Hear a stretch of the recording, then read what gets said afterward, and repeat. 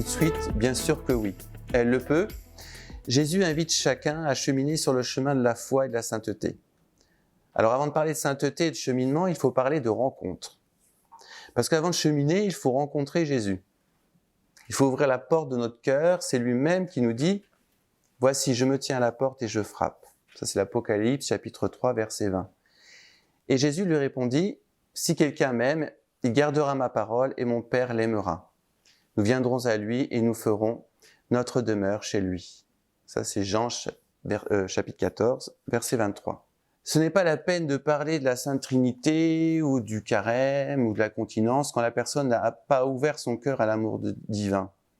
Tant que la personne n'a pas rencontré réellement Jésus et son amour, il est également difficile de parler de sainteté. Ceci étant dit, il est donc bien évident que la personne homosexuelle est appelée à la sainteté et je crois qu'elle a même une spécificité particulière. Elle a un grand rôle à jouer dans ce monde. Je dirais même qu'elle a une prédisposition potentielle pour la sainteté. Car la sainteté implique une qualité de joie mêlée à une qualité d'endurance dans la souffrance intérieure. Donc il faille chercher celle-ci, mais accepter de l'affronter. La personne homosexuelle a un rapport aux réalités tragiques souvent plus aiguisé de par sa position. La sainteté, c'est une marque spéciale qui implique de traverser beaucoup de choses dans une certaine solitude. Le saint est souvent au bord de l'abîme.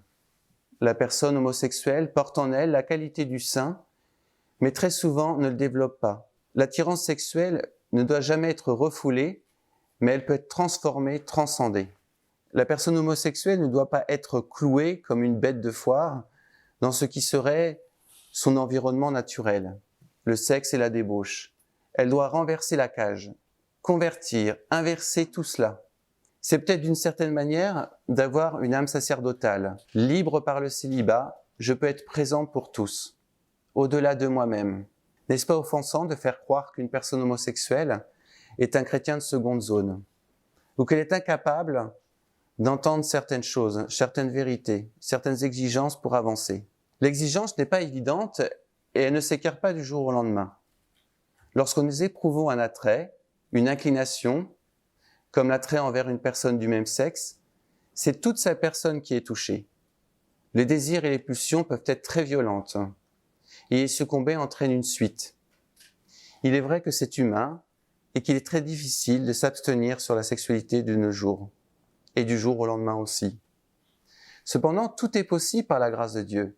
Il faut du temps pour s'aimer tel que nous sommes, s'accepter et lutter contre les addictions.